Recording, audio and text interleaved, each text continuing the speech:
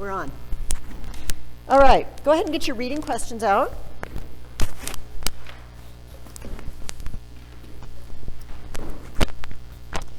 I'm sorry I made you read about the Black Death over Christmas. That wasn't very nice, was it? That was just sort of it wasn't planned, it was just accidental. That's where we got up to. My high school kids did not have very pleasant reading over Christmas either, if that makes you feel any better. Let me find our questions. Here we go. So this was our last reading. You probably noticed that we're done with this Dorothy Mills book. We read the end of it, but we've got another Dorothy Mills book, Renaissance and Reformation Times. And so obviously we're moving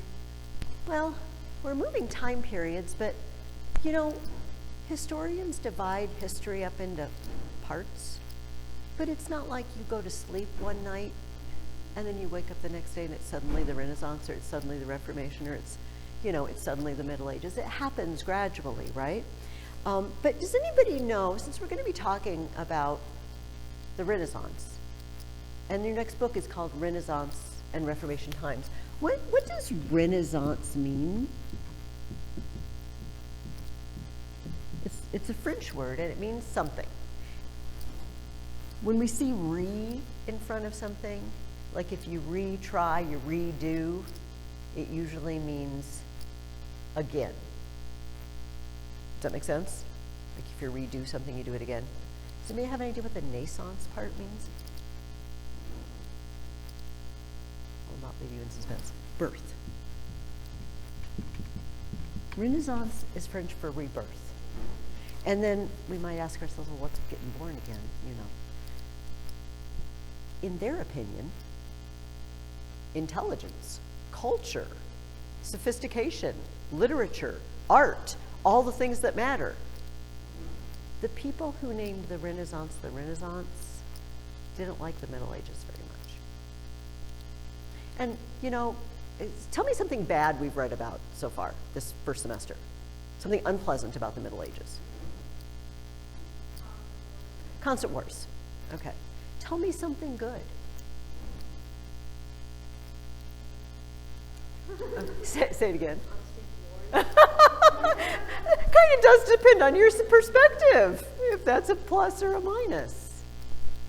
I will fill in for you literature like Beowulf, the Book of Kells, illuminated manuscripts, cathedrals. There was beauty and intelligence. Thomas Aquinas, brilliant minds. So it wasn't all bad, but some people kind of thought of it as all bad because they felt like, well, hold that thought, and we'll talk today about what they thought and what they didn't like about it. Dorothy Mills, in the reading, tells you that two things that were staples of the Middle Ages, they were just bedrocks, were starting to fall apart in about late 1200s, 1300s, 1400s. Things were falling apart. And the first one of those things was our friend feudalism. Remember, we've talked a lot about feudalism, haven't we? How everybody knows your place. You're a serf and you know it, or you're a lord and you know it, and you're the king and you know it, and you know who's above you and who's below you. You know it. You know who will take care of you if something bad happens, and you know who you have to serve if something bad happens to them. You know it. But something, actually before we talk about that, let me talk about something. Around the year 1300, you have to write this down, but around the year 1300, for some reason, the weather started getting really, really nasty in Europe. Like cold. Started out rainy. It had been very, very warm in Europe for 1,000 years. The climate was really pretty good. And so if you lived in Northern Europe, you could grow crops. You had a long growing season. And if you're a Viking and you live in Iceland, or in Norway or Greenland, it's ice-free most of the time. So you can get in and out and do your pillaging, all right? If that's your thing. Nobody mentioned pillaging by Vikings as a plus or a minus for the Middle Ages. It started to get rainy and cold. It just happened. And so there was a year that came along and it rained all summer. Maybe not literally all summer, but it rained a lot. And if anybody farms or you know farmers, you hear farmers complain if there's a lot of rain. It washes the seed out. Also, plants need sun. We all know this, right? If it's raining and it's cloudy all the time, the plants don't grow sufficiently. Crops started failing. There's not enough food for people. It's cold, it's wet, it's depressing, and people start starving to death. And nobody knows what switched it up. But it issued in a time period that they call the Little Ice Age. For several hundred years, Europe was just cold. And the ice caps moved farther south, and those Vikings couldn't do their thing all year round. I mean, Iceland and Scandinavia were sometimes ice-locked, and there was no sailing in or out. Nobody knows why. But people, by 1310, 1320, people were already dying. They were starving. They were, you know how you feel when it rains all week? Do you know that feeling? Just picture a time when every morning you get up and it just seems like, when was it sunny last? I'm so tired of sitting, it's dark all the time, and it makes me feel tired and I just want to go take a nap. Imagine if that was week after week or month after month with mostly that kind of weather. It does something to your mind. Do you know what I mean by that? It just makes you tired. And this is where people were. And they'd been that way for a generation when the plague hit Europe. People were already down and out. Emotionally, but physically, because they couldn't grow enough food. And so I asked you the first question I asked you, what fraction of Europe do they estimate died from the plague? What is it, Jesse? About a third of people. Now, you guys know that averages are averages, right? That means some are more, some are less. In some areas, half the people died.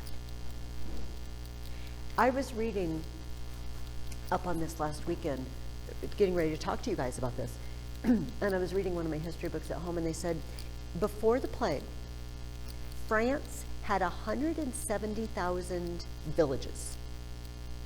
They might not be very spectacularly big villages, but they had 170,000 places with a village name. 50,000 of those disappeared during the plague. Everybody died in those places. They just didn't exist anymore. Can you imagine? I mean, I know this hits us a little, maybe some of us more or less, because, we talk about a sickness that's circulating. But this is a serious sickness that's circulating here when it wipes out entire towns. Just imagine. Some places there was no one left alive to bury people, or those who were too sick. It was awful. And of course we know now, and actually they knew a little bit back then even, that it came to Europe on fleas on rats, on ships, right? You guys know that song? There's a hole in the middle of the sea. It's got things stacked on it. That reminds me of that. The fleas are on the rats, and the rats are on the ships, and the ships come to port, and they spread. And the fleas bite people, and it spreads the illness. And there's no escape. One of the most famous pieces of literature written in this time period is called the Decameron by an Italian man named Boccaccio. And in this story, there are a group of young men and women who want to get out of their Italian town because the plague is killing everybody. And so they go into the countryside, and one of them knows someone who has a country estate, you know. So they go and they stay there, and they decide to pass the time by telling each other stories. And it's really an excuse to just tell a bunch of stories. But they don't escape the plague. They have this lovely time and they tell each other stories, but there's no escape. Except in some places there were. There were some places where no one got the plague and no one died. And nobody knows why that happened either. So I have for you something to add to your notebooks. Everybody who's missing class, I will try to remember to email these. If I don't, I will hang on to these and give them to you next week. Let me pull out my big copy so you know what I'm giving you before I give it to you. It's a map of Europe, and it's got lines, and the lines all have dates, and they show where the plague had spread by that date and how fast it swept over Europe. Yeah, it'll make. No, you could get it from infected people. As far as we know, they brought it, but you could definitely get it from infected people. In fact, you really took your life in your hands if you brought medical care to them. And I'm sorry to say that many people just dumped their loved ones and didn't take care of them.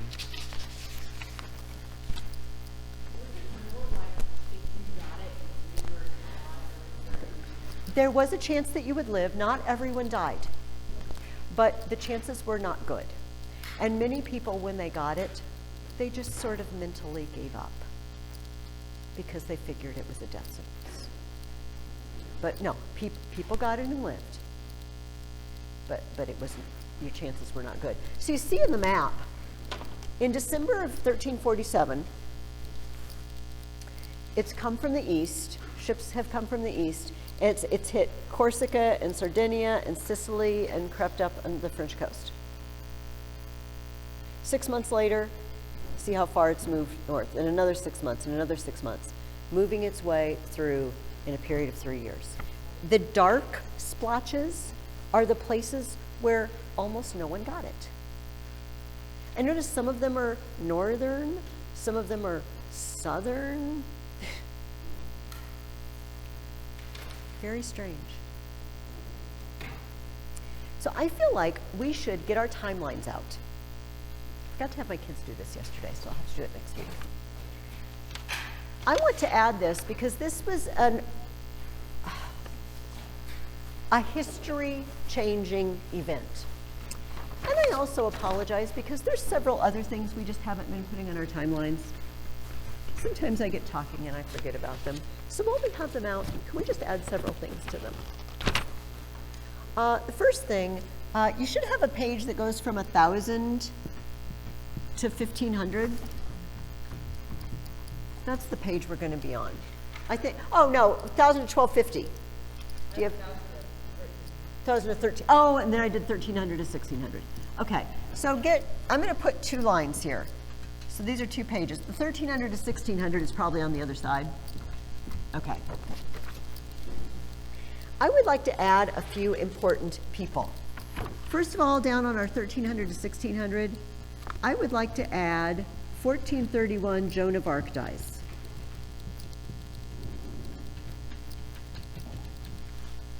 Can everybody see?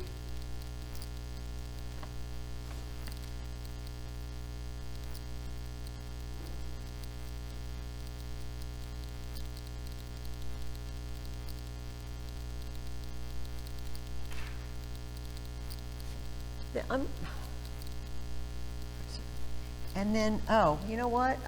I didn't put this in a very good spot, so I hope you didn't copy me. It's okay. 1431 should have been closer to 1,600. It's not a big deal. I'm going to put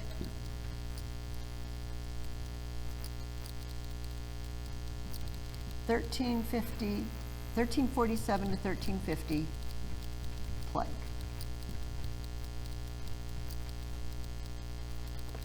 kind of, because we've talked about a lot of things recently, this will help us put them in perspective.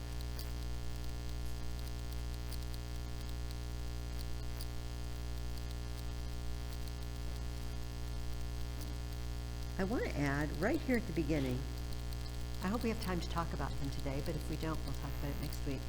Our hero, our other hero, our historical hero from In Freedom's Cause. Did we all start reading In Freedom's Cause? No. William Wallace.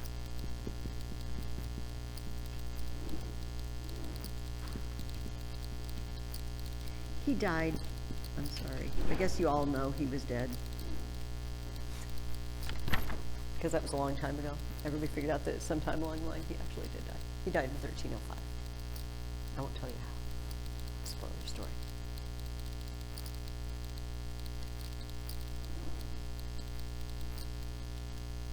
I guess we didn't need this one at all. And the last thing I want to put on while we have it is, this is getting very, very, yes, John Wickliffe, who we're going to talk about here, you read about, and we're going to talk about, lived from 1320 to 1384. So the reason I'm doing this is because I want you to see how all this stuff's sort of happening at the same time. Wycliffe is translating the Bible into English in England at the same time that the plague is sweeping through Europe, and the 100 Years' War is raging. Do you see how so much is happening at the same time? I'm sorry I crowded Joan of Arc over there. Oh, I guess I have a rag here. Tell me when you have everything. Is anybody still writing? That's okay. I'm not trying to rush you. Is everybody good? We're all right? Okay. I'll leave that up till I need the board. So when a third of the people die, this creates, I was going to say this creates problems. It creates a lot of problems for the people who die and the people who lose people, but it creates other problems too. And I asked you, the next question I asked you was, what was one economic result of the Black Death, of so many deaths? Do you understand what I meant? Yeah, what did you say?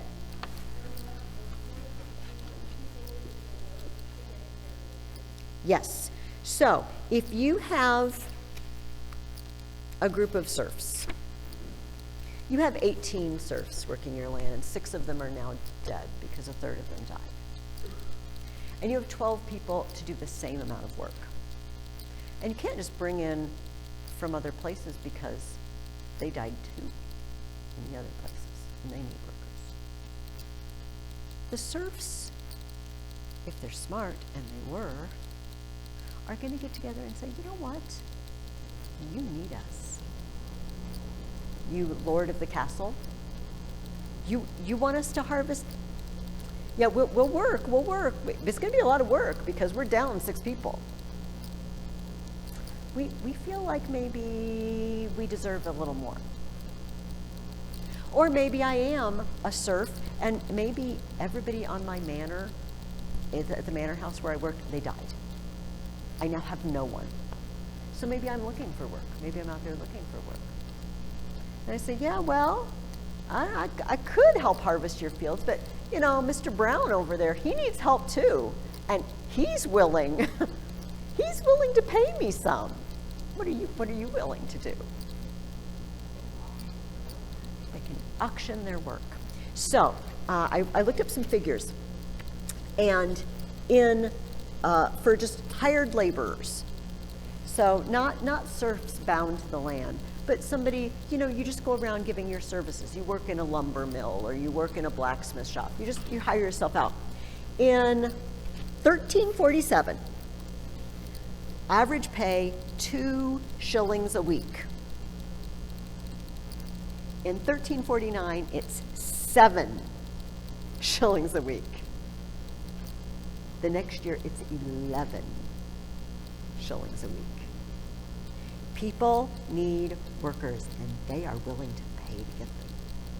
So suddenly these people who were sort of the downtrodden, the people who weren't the aristocrats, and they were not doing so well. If you survived the plague, you were kind of sitting pretty, you know. If you had services you could provide, people were willing to pay for them.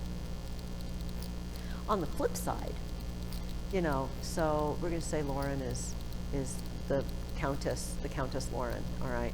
And she has lost, oh, it hit Lauren hard. She's lost 60% of her serfs. They died. I'm sorry. She just obviously has bad conditions. And, you know, her serfs harvest her land. And of course, Lauren, her children are grown now. They're all gone. And she doesn't have a lot of people there. She doesn't have a lot of people to feed in the castle because they died too, you know. And so she sells her excess produce, right? She takes them to the town. She sends her serfs to take them to the town. Takes them to the town, but I'll be doggone, all the people who used to eat her food are dead. You know, there's nobody to buy the food. She's got way more. I don't know, she had 20 bushels of tomatoes. I don't know, and she only sold one. Oh, crud. My serfs want money.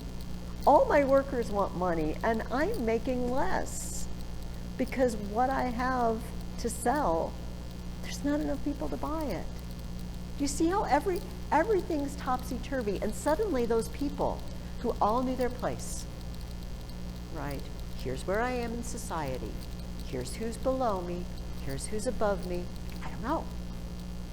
But I think I could grab more power. I definitely could grab more money. You see how it causes problems when a third of your people disappear. I'm sorry, I sound rather hard-hearted when I'm saying this. I don't mean it like that. I'm sorry people died of the plague, but I'm trying to look at it more clinically. Like, it's very sad that all those people died. Don't think I'm mean, because I'm just studying them. The fact that all of Lauren's serfs are dying. I do care. The next question I asked you was Dorothy Mills. Dorothy Mills says that the French peasants revolted in 1358. This was partly due to the stress of the plague, and remember the fact that it had been cold and rainy and crops had already been failing. But what other reason, if you lived in France, might you have had to pitch a fit in 1358? And I gave you a hint. What did we talk about last time? Like, oh, Mrs. Ferguson, that was before Christmas.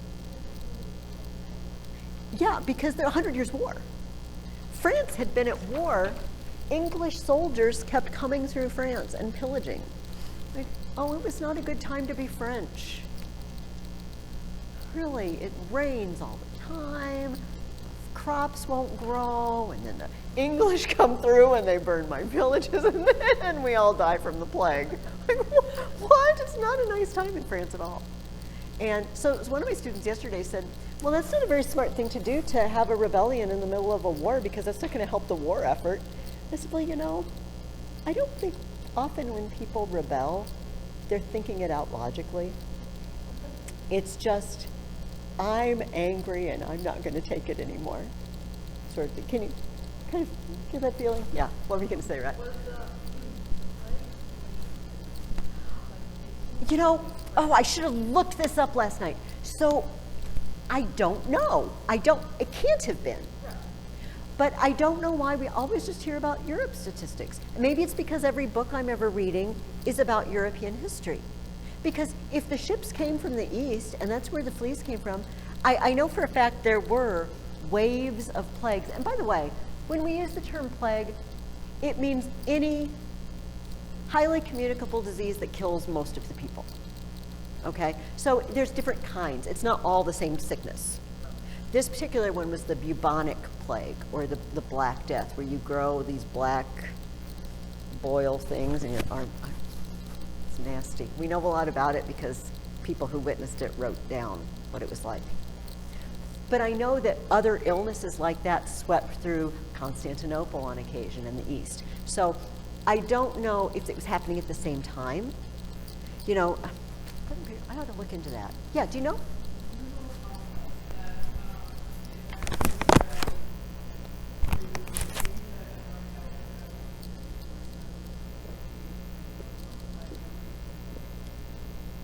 In Asian Africa.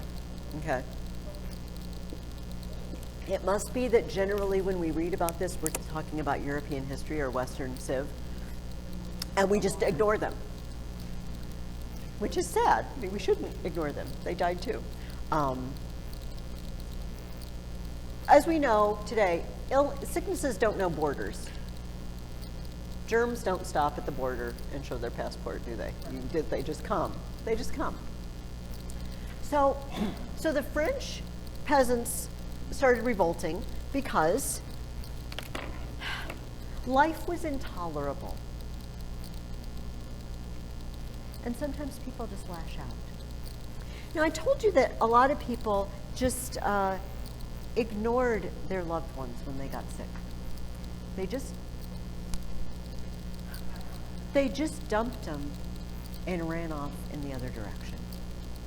I don't know how else to say it. Not everybody did. But there are people who just say, nope, grandma, no. Too bad. Good luck with that. Will not come near. But there were people who were trying to help, and there were doctors, and maybe you're familiar with this. Doctors developed a mask. Have you ever seen the plague masks? Okay, this is a medieval picture from a German book. You're gonna laugh. Go ahead and laugh. So this is a plague doctor mask. So the idea is, I don't know why they had to shape it like a beak, but you stuff it full of herbs, and they're supposed to keep you from getting the plague. That's what the doctors thought. So they covered themselves in these, robes and put this mask on their heads, hoping that it would keep out whatever it is that's making you sick, and that breathing you understand, they didn't have a germ theory. They didn't know about microscopic organisms that got in your body and created disease. So often it was just bad air. Things got blamed on bad air, a lot. And so this is keep out the bad air, and if you breathe through the mask, it gives you good air. So you know I have a crazy son. I have more than one crazy son, but this one is particularly crazy, who buys crazy things. And so when COVID started, he just thought it would be fun to buy a plague mask. You can still buy them. This is my son with his plague mask. I've dared him to wear it on the Chicago mass transit, because they make him wear a mask. I'm like, dude. No, he has not decided to. Let me show. Yes, this is my son. And his plague mask. It was kind of held up. He was afraid COVID was going to be over before he got it. It's like, we finally have a plague and I need my mask.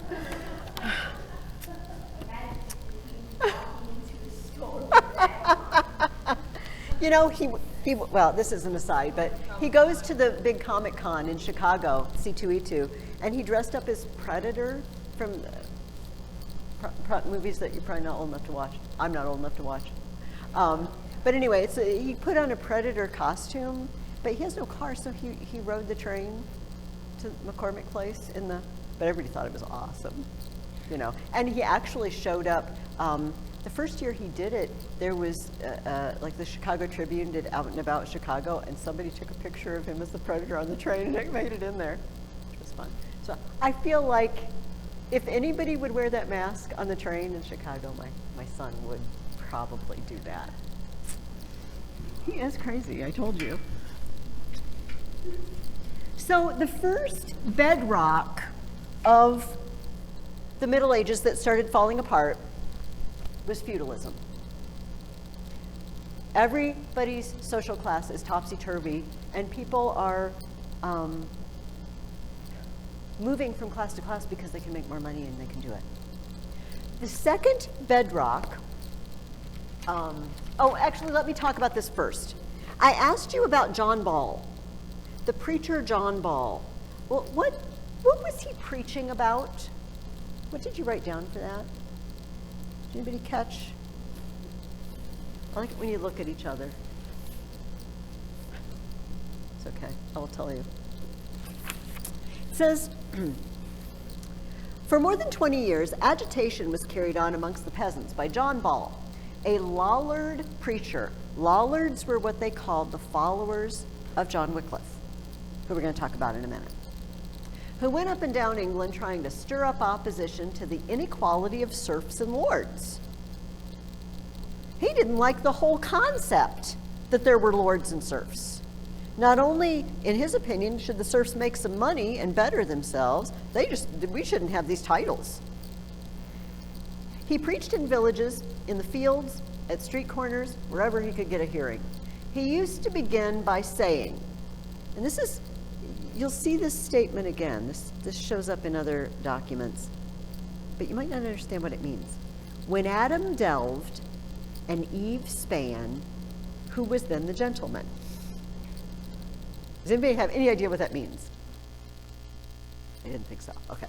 So, when Adam delved, which means dig, where was Adam digging, do you think? Where do we associate? In a field, in maybe a garden?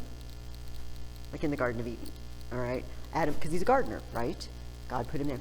When Adam was working the garden and Eve span, which I don't think is correct grammar anymore, past tense of spin, with a spinning wheel. She's making the clothes later. In other words, doing her household tasks. When Adam was out there digging and Eve was using the spinning wheel, who was then the gentleman? Now, we think the word gentleman means you have good manners. For us, that's kind of what we mean. For them, it meant have a noble title, be nobility. Who, it meant be an aristocrat. So now I'm going to paraphrase this.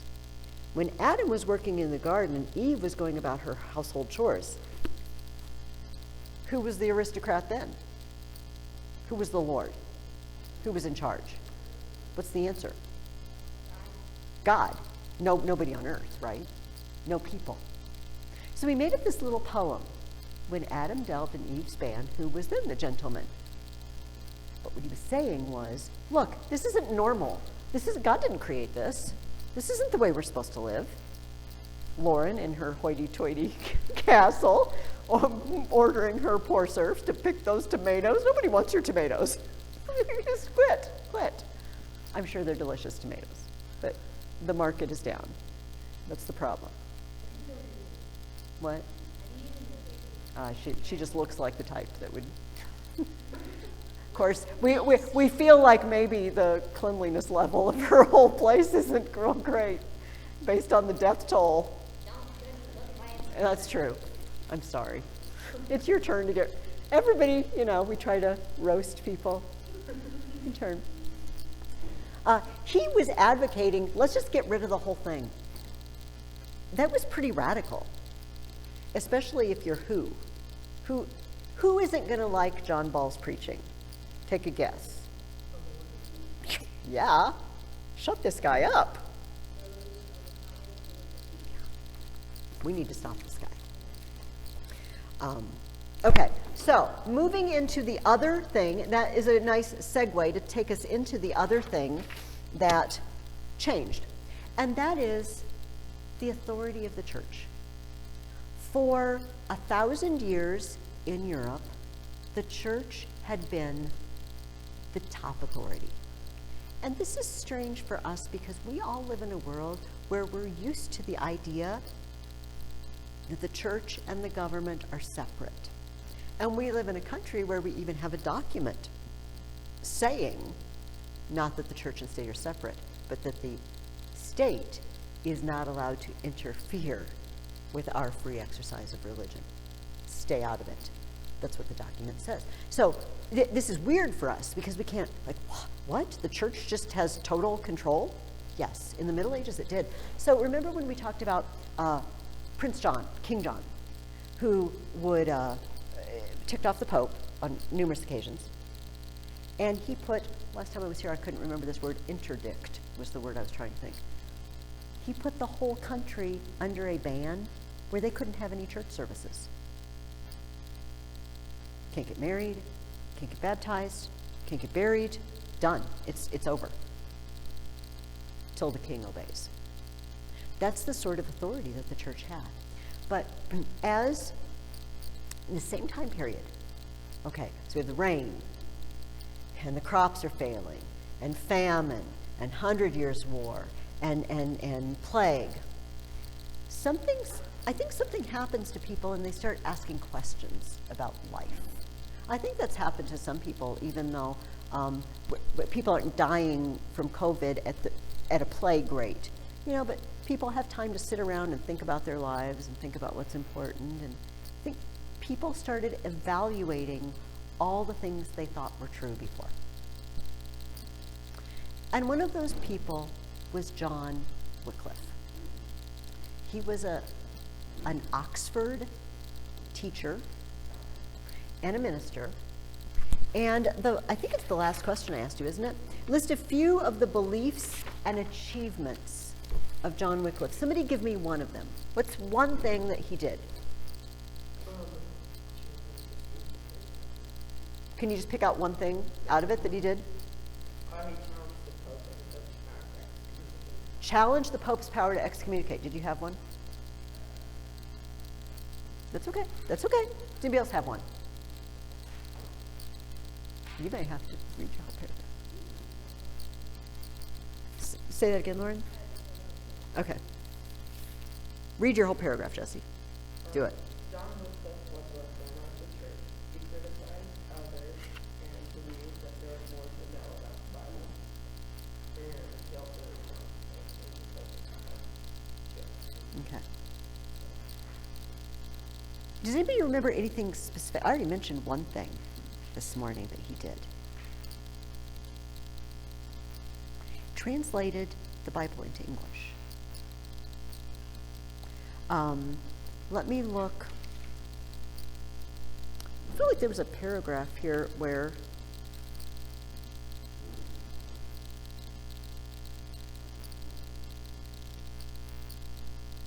all right, I guess that sums it up pretty well. I thought there was a paragraph that sort of listed out things, but I was mistaken. The church had fallen on some problems. And one of the problems was that people were fighting over who was going to be pope. And at one point, at several points, we had more than one pope. And that's difficult to know which one, But eventually some French noblemen set up a pope, a French guy, and they just moved him to France. They just moved him out of Rome. There's a palace. It was 1984. I got to go to France, and one of the places we stopped was the Pope's Palace in Avignon. We didn't get to go inside, but this beautiful castle fortress where the popes lived for 70 years. And they were all French, and they were all being told what to do by French noblemen and the French king. Do you see how that might tick off people from other countries? All right. Now, imagine the country it's going to tick off the most, the country that's been at war with France for 100 years.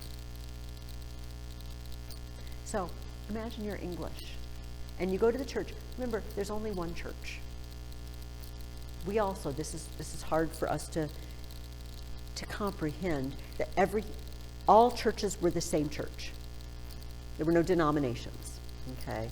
So you go to your local church and you give your offering or you pay your tithe or whatever, and a portion of that goes to the Pope. The Pope lives in France, and the whole thing's being run by the French. And hello, we've been fighting them. We're fighting them. The English really, really didn't like this. So it's not surprising that one of the first people to stand up and say, wait a minute, well, this church can excommunicate people, and the church has all authority over everyone. I don't like that. Does it make sense that would happen in England? John Wickliffe is sometimes referred to as the morning star of the Reformation. That is his nickname. Do you know what the morning star is? It just occurred to me. We throw that phrase around, the morning star. Do you know what they mean? So have you ever Have you ever gotten up early enough that the sun is coming up and the sky is getting light, but it's still a little darkish out and there's still a star in the sky? And it's early morning, there's only one star left because all the other ones, it's a really, really bright star because all the other ones have disappeared. That's the morning star.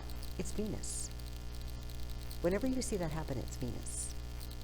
And then sometimes Venus is the evening star. Go out, I have no idea what time of, I don't keep track of I always say I'm going to and write it down and I don't do it.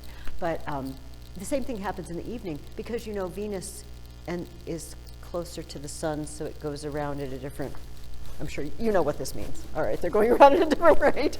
We all know what this means. So sometimes it appears in the evening, and it will be the very first star you see in the evening. The sun hasn't quite gone down. And suddenly you look up, there's this really, really bright star. And usually it'll be towards the west, just like in the morning, it'll be kind of towards the east. And like, whoa, it's the first star of the evening. If you ever are out in the evening and you see one star and no other stars, it's Venus. It's the evening star. Anyway, so John Wickliffe is that harbinger. The morning star tells you day is coming, right? But the evening star tells you night is on the way. So they like to call, they being historians of everything, church history I was going to say, but of everything, the morning star of the Reformation.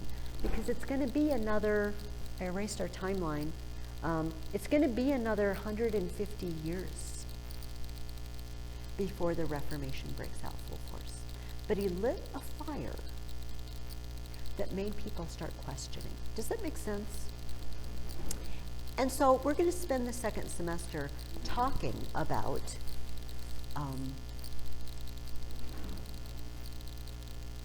the breakdown of everything we talked about first semester. And people looking back on that and saying, I don't like that. People were just crude and ignorant, but now we're so smart. We produce this beautiful art. We're so much more intelligent.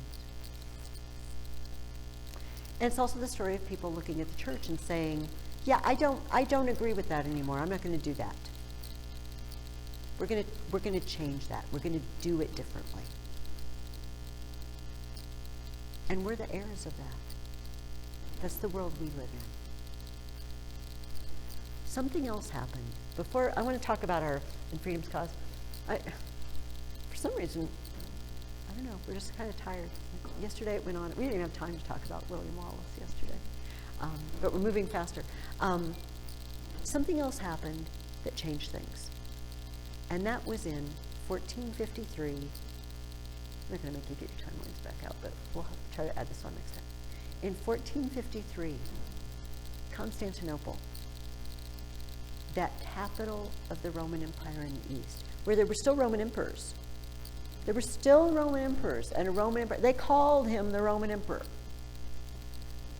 Finally, here's Constantinople. All right, here's Turkey, here's Greece. Tribes, particularly the Turks from the east, had been closing in until Constantinople only ruled a little area around itself. And finally in 1453, they got taken. It didn't happen overnight. I mean, there was a day when the troops marched into the city, but people saw it coming. And as people saw it coming, they ran away to Europe, right? And when they ran away to Europe, they brought their books with them. They're books that were written in Greek. Because these people never forgot how to read Greek. They could all read Plato and Aristotle and Homer, and these people didn't know how anymore, most of them. They brought Greek, and they brought their books with them. Until eventually we're going to talk about a man about 100 years after Wickliffe, who's a really, really bright man, and he decides to learn Greek. And he gets a hold of manuscripts of the Greek New Testament. And he starts retranslating from the Greek New Testament and going back to the Greek New Testament. And that's all because the people in Constantinople got captured and they ran away. Everything's connected to something else. Isn't it amazing? All right. Next week, we are going to start reading from the new Dorothy Mills book, Renaissance and Reformation Times. And I'll explain. As I always do, it's exactly the same as I did for the other book. I've got the book and I've got the chapters to read here and the questions. But I'm having you read chapter 1, and then I'm having you read chapter 2, part 1, and chapter 2, part 2, parts 1 through 4. All right? So, I know. So, but it'll be okay. Did anybody bring your book with you, your next Dorothy Mills book? It's totally fine if you didn't.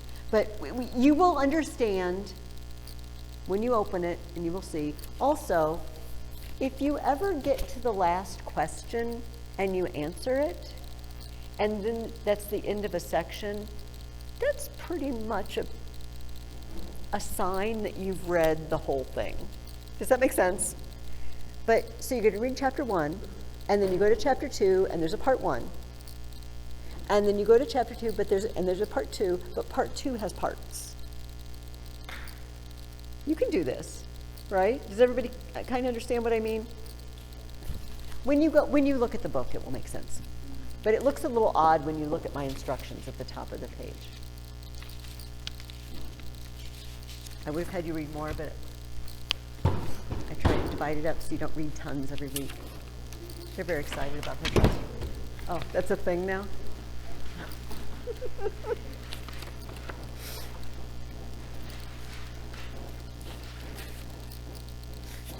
All right, ladies. We're welcome. What is going on? Okay. I had you start reading about Scotland. And do you remember, actually this came up, okay, let's just have total honesty. I actually have I had a student yesterday that just didn't know she was supposed to read this at all. She just didn't get the memo. Is there anybody who just hasn't read any of this? It's okay. In Freedom's Cause. Because, okay. You can be honest. No, don't lie. No lies. All right. I'm going to assign chapters 7 through 13 for next week. Oh, you know what? I have to stop here. I forgot to talk about our writing. That's why we have so much time left. I'm sorry, guys. I'm really tired. The wind blew on the side of my house all night, and then my husband was stuck. I'm just so tired. I'm kind of coming down off the sugar, I just don't know what's going on. For next week, we're reading chapters 7 through 13 of this book. If you haven't read any yet, do not kill yourself trying to catch up. However, it is not a difficult to follow book. I hope you don't find it an unpleasant book. I don't think it's an unpleasant book. But if you don't quite make it to the catch-up place, please don't grieve over that. You'll get caught up. All right. But there will be possibly spoilers in class. I'm not going to try to avoid that. All right. I'm so sorry that my brain is mixed up. I want you guys to write for me. We are going to spend 2 weeks on a paper. And in the first semester, some of you guys have been writing and done IEW for years. And maybe you've done Lost Tools of Writing. Sometimes I have students come to me and they just do no writing. So I feel like the first semester was a chance for us all to get on the same page. And we've practiced some fiction. By the way, did I give some of those back? Did I have papers for your papers about the picture where the guy was out in the field sowing seeds? Those were thoroughly enjoyable. I got papers that were idyllic landscape. And oh, when he gets to be a knight, and they live happily ever after. And then I had one where he was actually an undercover agent, the guy out there, and he's scoping it out. And then another guy comes in the night and they spread gunpowder around the castle and blow it up. I was just, I started these papers, like, I just never know what I'm gonna get. It was fun. But we've had time to experiment with some things. The second semester, we're going to concentrate mostly on forming a 5-paragraph essay, all right? For some of you, you've done this, oh, we're going to do that again, I know about that. Some of you, like, this is the longest paper I've ever written, I don't know, all right? So we'll start up slowly. Please do not be afraid to ask a question. There are no stupid questions about the writing assignments, okay? There just aren't. If you don't understand or you're not sure you understand, ask, okay? So, a 5-paragraph essay, newsflash, has 5 paragraphs. We figured that one already, didn't we? All right, always feel obligated to write them in Roman numerals, okay? The first paragraph is going to be an introduction. You know, it's nice when you sit down to read something if you ease into it. You don't just suddenly start reading about whatever the material is with no preparation. It's also nice to ease out of it and be reminded about what you wrote. And so that's why we attach a conclusion to the end of the paper. We're not going to worry about those 2 things this week. All right? We're just not going to worry about those. What we're going to concentrate are these 3 paragraphs here. We call these the body paragraphs because this is sort of like the head and this is like the tail. It's the body, it's the main part. It's the meat, right? This is a sandwich. This is the meat and cheese part. And your topic that I want you to write about is why I would or would not want to live in the Middle Ages.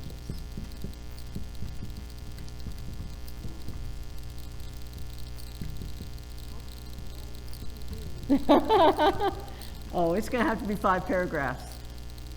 Okay.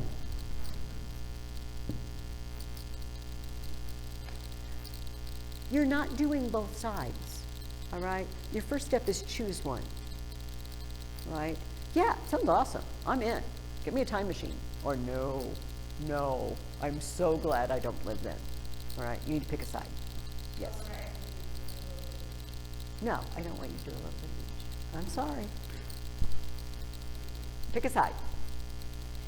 The next thing we have to do is figure out why we chose that side. We have a habit sometimes of doing things just because we feel like it. Do you ever do something just because you feel like it? Your mom said, "Why are you doing that?" I don't know. Why are you tapping your foot? Wait, I don't know. I just feel like it. That's not going to be the answer in our paper. I just feel no. I just thought it'd be cool. No, we need reasons. We don't always have a reason for everything we do as human beings, but this one you're going to have a reason for. In fact, you're going to have 3 reasons. 1 for each paragraph. Now,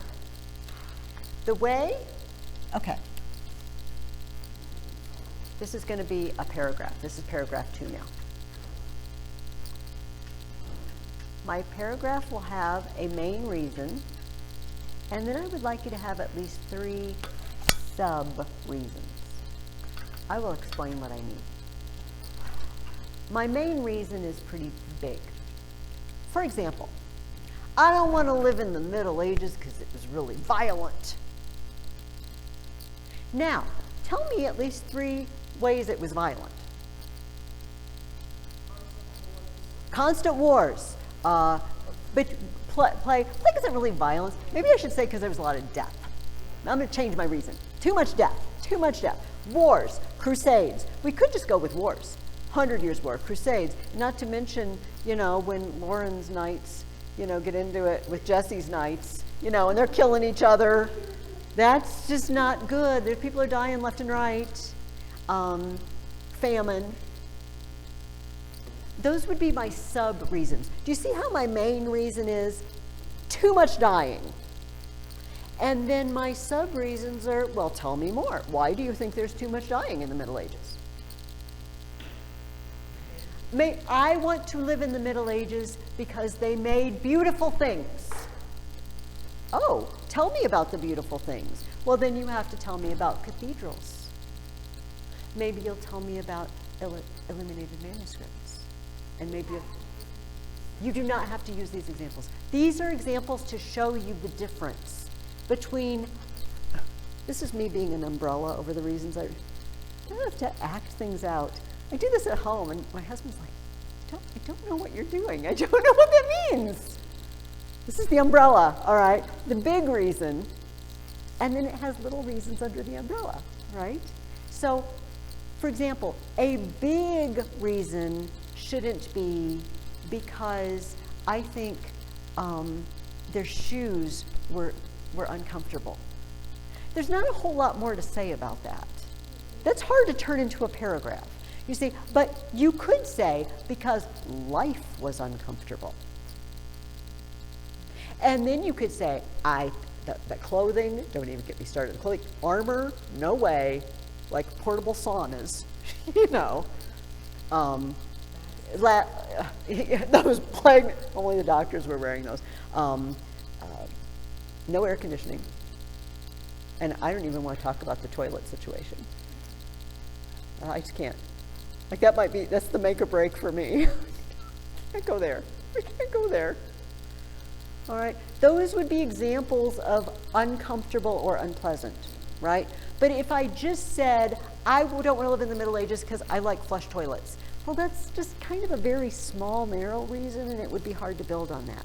Does everybody see the difference? Okay,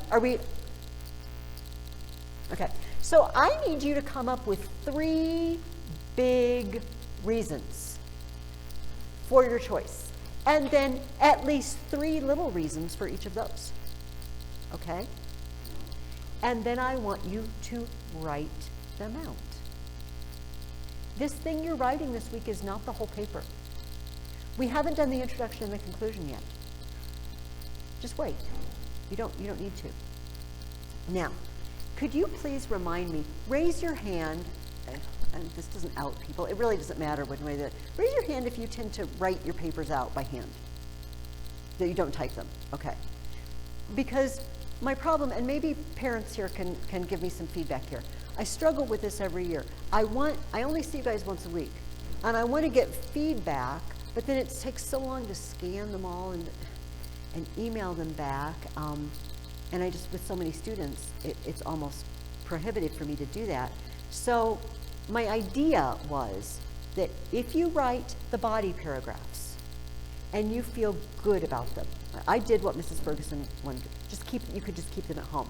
If you would like some feedback, I'm not sure if I did this right, bring it to me. The reason I asked about handwriting is if you bring me your body paragraphs and hand them to me and go home, you now gave me the only copy of your paper. However, if you type it, then you've got a copy at home. Does that make sense? And I really don't care whether people write or type. Oh, so you would have that at home? But what I would like you to do for me, for the best of both worlds, is to, if you're confident, I know exactly, I've done this before, I know exactly what she wants and I did it right. Great. Don't bring me a paper next week. If you aren't sure, you can either A, give me a copy of your paper next week, or B, I will take some time to look over it. I can't look over it maybe during class, but maybe after class, and then I can find you in the building or something and bring it back to you. All right? It's only if you feel like you need my input. Does that seem like a good compromise to you? I wish, I don't know how to, every year I start the school year, I've got a new idea for how to handle the papers, and it never pans out. So I would like you to remember that we are including Parallelism 1, Parallelism 2. Now, remember, You're not writing the whole paper this week. You could put these in the introduction and the conclusion too. The world is not ended, and it's not over if you don't work everything into your body paragraphs, because you've got 2 more paragraphs. Yes. Yes, and the strong verb, and I feel like I feel, for no reason, see, I just have a feeling we should have a new one. I feel like we should add a new one. And it's going to be the simile. This is a good paper for a simile. The toilet smelled like my grandpa's farm on a summer day in the Middle Ages. That's one of my reasons I don't want to go there. What is a simile? Somebody tell me what a simile is. Matthias. Oh, are you volunteering or just stretching? Oh, okay. Is somebody else volunteering? Simeon.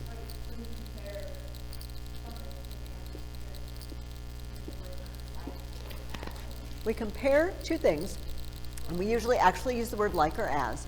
Does anybody remember what we call it if we just say one thing is another thing and we don't use like or as? It has a name too. It's just like metaphor. That's a metaphor. When I say, her eyes were like deep blue pools of water, that's a simile. If I say, her eyes were deep pools of water, that's a metaphor. Don't use that one, by the way, because it's old and lame. The important thing about a simile is don't compare things that are practically exactly alike. That doesn't make a very good simile. My poodle was like a dachshund. No, they're both little dogs. My poodle was like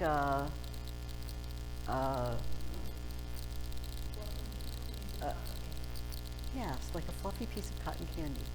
In only one way, right? One presumes it's only in the way of fluffiness, not in edible or color. The poodle is not pink, we're not eating the poodle. When we say that her eyes were like deep pools of water, she's not crying, her eyes are not watering, you can't dive into them, you can't swim, no fish, no fish. Only in color, in the beauty of the color. If we say her hair was like spun gold, you can't buy things with her hair. Her hair is not stiff. It's only like in one way, color. But if you say the sun is like a big orange ball, no, it sort of is a big orange ball. Those are too much alike. Does that make sense? So if we have things that are practically alike, it doesn't make a very good simile. And if we have things that are not alike in any way whatsoever, the mountain was like fluffy cotton candy. That doesn't make any sense at all. This is shrouded in clouds, maybe. It's kind of an art. Sometimes we try a simile and it just falls flat. It doesn't have the force we needed. So that's why we're going to practice them. So see if you can find something in your paper to compare to something else. Walking around in armor was like a portable sauna. I said that earlier. That could be my reason for why it was uncomfortable in the Middle Ages. So give it a try. Again, I don't care whether these appear in the body paragraphs or the introduction and conclusion, okay? But you'll feel real good about yourself if you work them all into the body paragraphs this week and you don't have to worry about them next week. Yes, ma'am.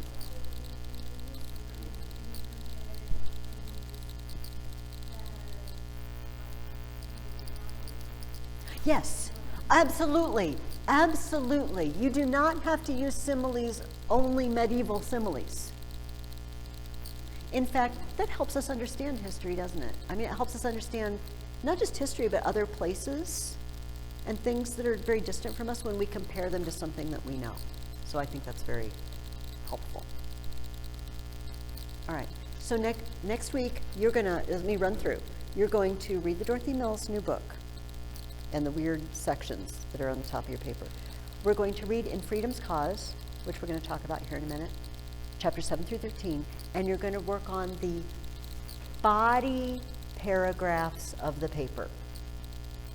Also remember that we're taking 2 weeks on this paper is not code for don't do anything this week. All right, Brett had a question a minute as well. How do we mark? Oh, how about an S in the margin? You know how you were putting P1 and P2 in the margin? You just put an S in the margin. And then I will, very good question, thank you, I forgot to ask. Isabella, did you have a question? Okay. All right, so are we good? So if we run out of time, I'm not yelling out the door after you. Wait, I forgot to tell you this or that. I'm curious. I'll have to take a vote. How many people want to live in the Middle Ages? You know, take a tally and count up what the score is. If we mostly would like to go there, we mostly would not want to go there. Okay, I want to take a moment to digress and tell you about my beautiful copy of In Freedom's Cause. Isn't it beautiful? So, do you guys remember? You might not remember this, it's been a few years now. Right off the interstate, when you get off on Kimberly and Spruce Hills, there used to be a big hotel there called the Lodge. All right, and it is, who does not remember the Lodge? That's fine. Or if you moved here after it was gone. It was this beautiful, it used to be part of a chain called Jumer's Castle Lodge, and there were various ones around the Midwest. And then they went out of business, and they were just called the Lodge. And it looked like an alpine skiing lodge. So it was white stucco with wood beams, and the whole inside was decorated like some alpine skiing lodge with stuffed animal heads everywhere, and it was very elegant once upon a time. But it fell into disrepair, and finally they decided it wasn't worth refurbishing it, and they tore it down.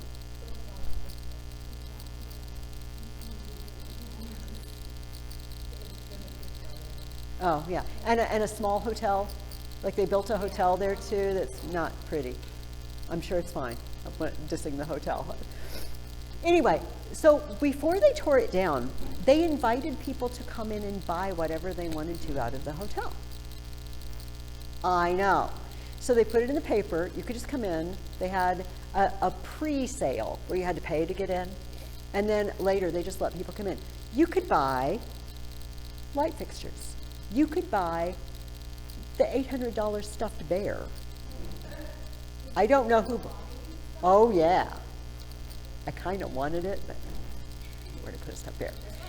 You could buy the numbers off the hotel rooms.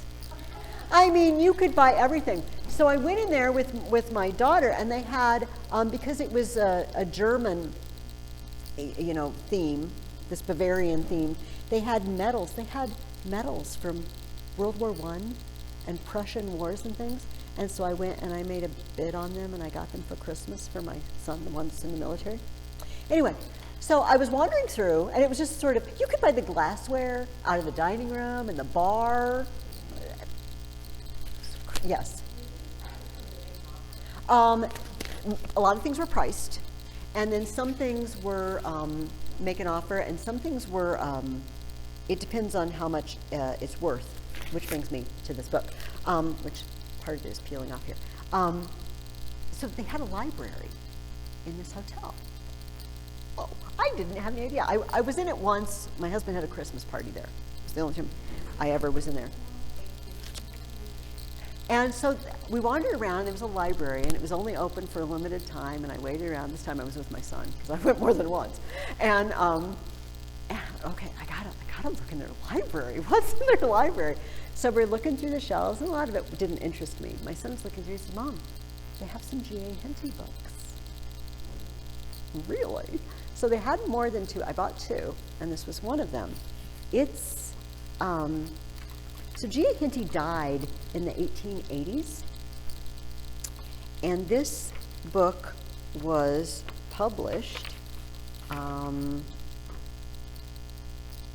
Actually, it has no published date.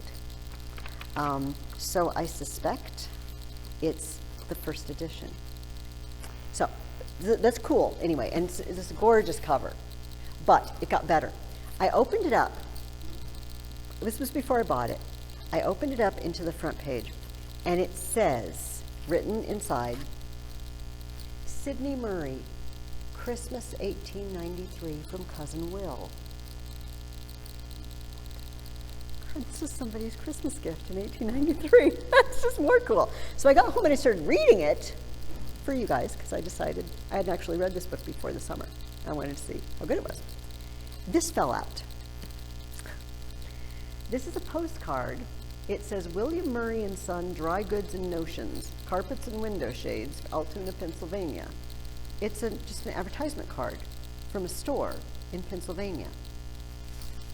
But on the back, it says, Dear Sidney, tell Papa to read this book. It is a very good Scotch historical novel. WWM, Cousin Will. Wrote a note in 1893 and sent this to Papa and told him to read the book. That's just cool. Thank you, Brett. Yesterday I was like, oh, I don't care, Mrs. Ferguson. Aren't you excited? No. It's pretty cool. I don't remember. I haven't read it yet.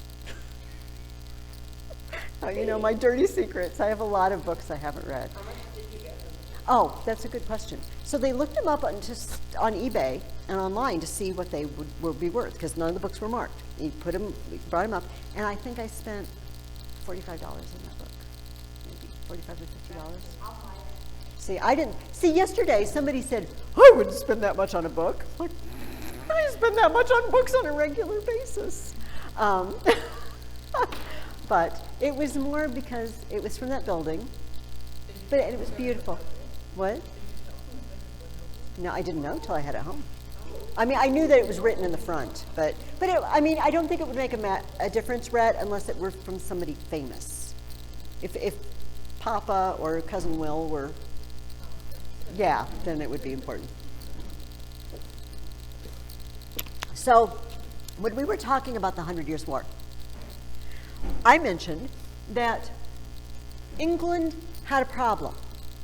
England had many problems. But one of their problems was they were here, and France was here, and Scotland was here. And so in Scotland, they made an arrangement with the French that whenever the English went to France, Scotland would invade from the north and cause trouble, you see. So the English would run home, and it works out very nicely. But it's not good to have enemies on both sides of you. It's just not convenient. Also, the Scottish royal family had married French. We had the marrying of princesses problem, you know, so that people are related to each other. So in the time of our book that you started, what is the condition of Scotland? What is their relationship with England in the book? Like, how are Scotland and England getting along with each other? No. Tell me more. They're warring. How have the English been treating Scotland? Not good. Elaborate. Tell me more.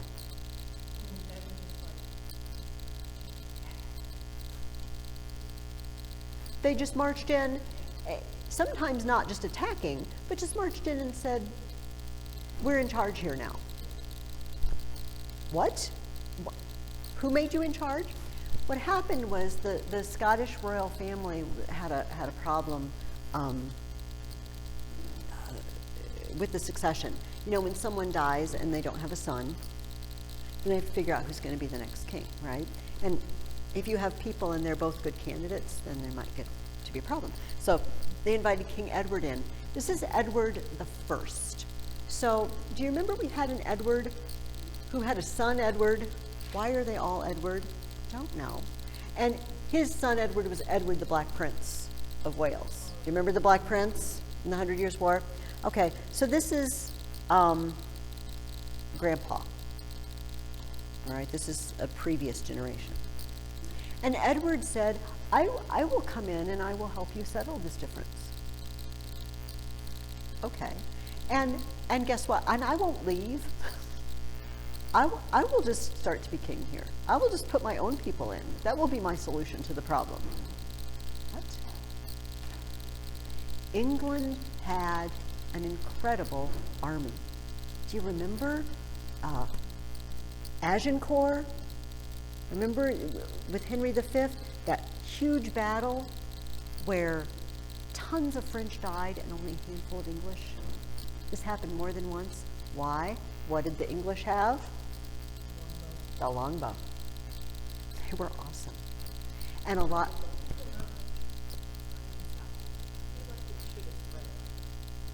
Oh, that the English. Oh, you would think so. Like someone should have seen it, like, okay, got this back and bow. Let's do it too. I would think, Brett, that it had to happen like that eventually. I don't know how long they kept ahead of everyone else, technologically, we'll say. Scotland. No, that's very. I don't think they could do that. Yeah, and they couldn't see the target. However, this is a interesting idea. They just carry targets or carry your shields in front of them. Scotland, though, had another problem. It was just not a very strong, wealthy country. Scotland is rocky. Scotland is cold. Scotland gets attacked by other people. Often, Scotland got hit by the Vikings really hard. And Scottish people divided themselves up by clans. And the clans often didn't get along with each other very well at all. They fought each other a lot. And this is never good for a country, right? Can you see that? That when people are always fighting each other, you're just not going to keep it together.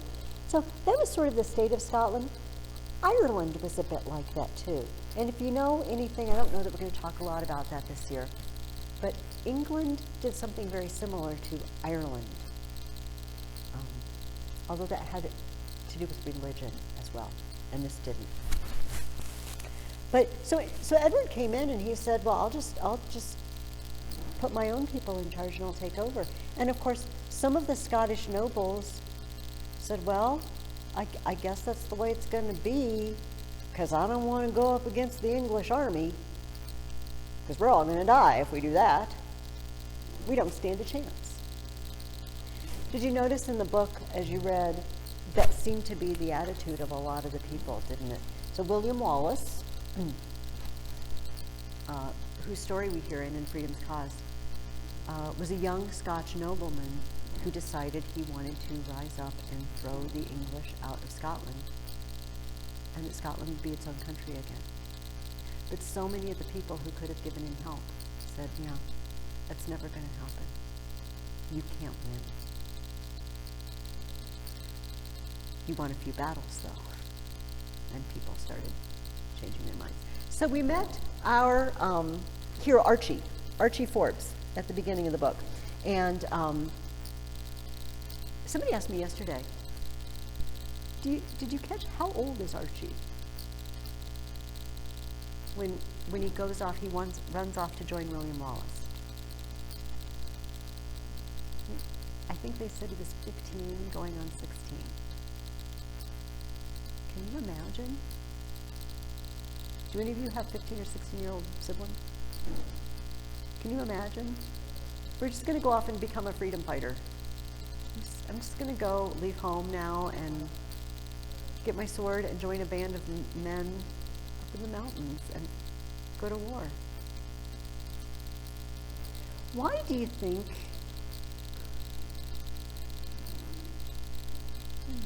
how to ask this question? They need what? Oh, they need Edmund, yes. Why do you think that we don't let our 15 and 16-year-olds do things like that now? Because they die. Well, okay, so that's a bad example. And I suppose if America got attacked by England, why would England attack us? Everybody who could fight would fight. I guess though I didn't mean necessarily like that, but I meant that level of responsibility. Sandy, who is the guy who at his home, you know, his dad was killed by a rival nobleman. Young Archie's dad was killed, the Kerr family. And he'd been training in arms with a man named Sandy Graham. And he said, you're strong as a man, you're ready to do a man's work, you just lack a little bit of stature. Because, you know, between 15 and 21, you kind of tend to keep growing a little bit and bulk up a little more. But basically he said, we're ready to put the responsibility of a man on you. And that's what I meant, not so much send them to war as give them whatever responsibilities. What do you think, Isabel?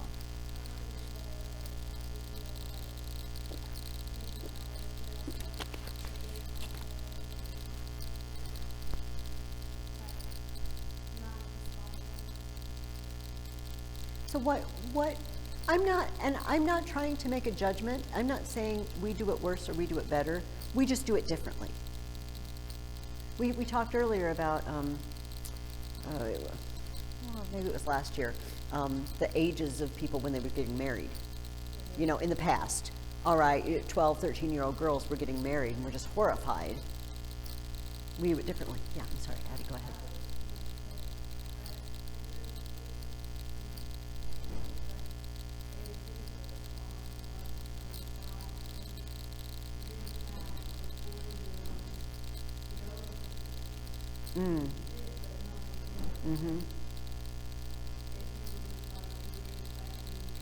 Yes.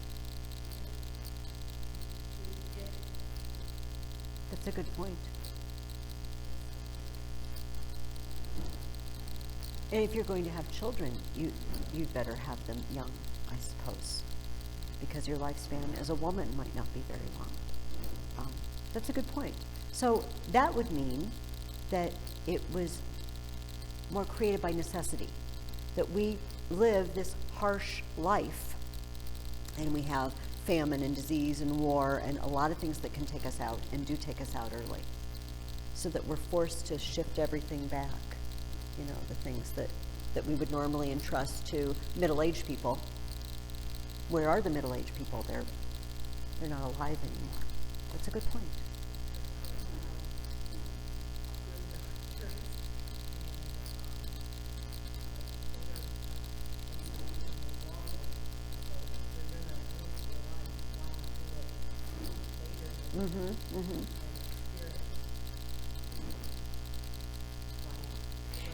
And Archie was a little bit thrust into it, wasn't he, just because of circumstances. Even his mom and his uncle, you know, he went to live with his uncle for a while, and his uncle said, I knew you were headed this direction. I knew you were going to fight for Scotland, but I would have preferred it happen a couple years down the road after you get a little bit more mature, you grow a little bit more, but he ended up, do you remember, he got swept up in that fight? Do you remember? And he saw William Wallace, swept up in that fight, and he just ran to his aid, and he was outed because the Kerr family saw him. Are you glad that you live in a time when you're allowed to be a young person longer?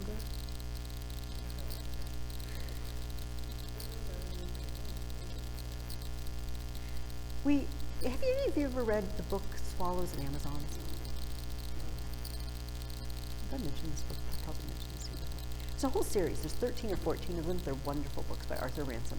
And I'd never heard of them before, but I happened onto them when my kids were young, and we read them all out loud together. And they involve a family that holidays on a lake in northern England, and they meet some girls who live on the lake full time, and they have sailboats, and they sail around this lake, and they have all sorts of adventures, and they go camp on the far side of the lake. And anyway, I used to do a book discussion group with junior high and high school kids, and we'd just come to my house once a month, and we'd eat cookies, and we'd talk about a book. And we did Swallows and Amazons, yes. I would love to do that again. Maybe someday I will do that again. That was so fun. No expectations, just read the book and come eat cookies. And one of the girls said, my mother would never let us do that. I remember this.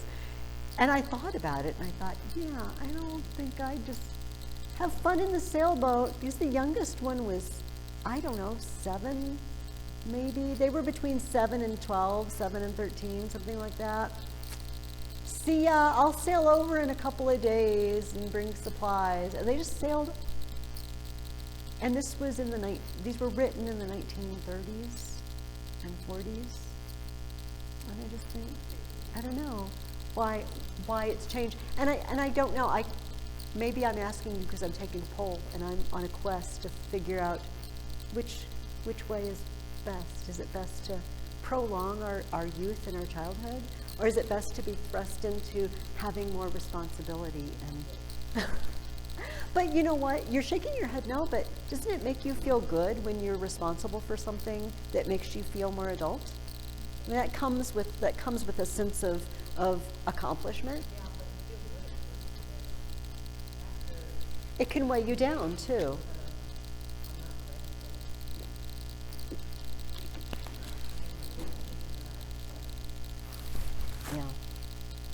Yeah. But I like your response a lot, your idea that out of necessity and because we are missing the people that we would normally entrust these things to, we have young men. So William Wallace, we put him on our timeline. He died in 1305. He lived 35 years. He did not live past the age of 35. I'm not going to tell you how it ends because I'm spoiling anything. But no, you read the book. You read the book, and then you'll know. I'll tell you after you read the book. But I didn't say anything about Archie. I didn't even tell you he dies in the book. I just said he lives to be 35.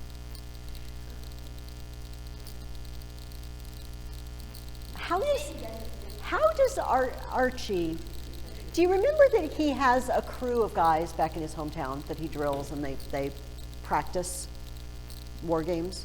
Do you remember what I'm talking about? And then when he goes to join Wallace, the band of young men joins him. And they're young. I get the idea, if Archie is 15 or 16, maybe some of these are 12 or 13-year-old boys. Okay, maybe. How do you think, G.A. doesn't really tell us, but how do you think Archie convinces William Wallace to take these guys on? He does tell us a little bit. He has a strategy. Archie has a strategy. I'm going to bring these guys in, and I'm going to attach them to William Wallace, but he's going to think they're too young and they're not capable. What's my strategy? Do you remember? Did he put swords in all their hands and say, Mr. Wallace, here are a bunch of guys who are going to fight for you? What did he do at first?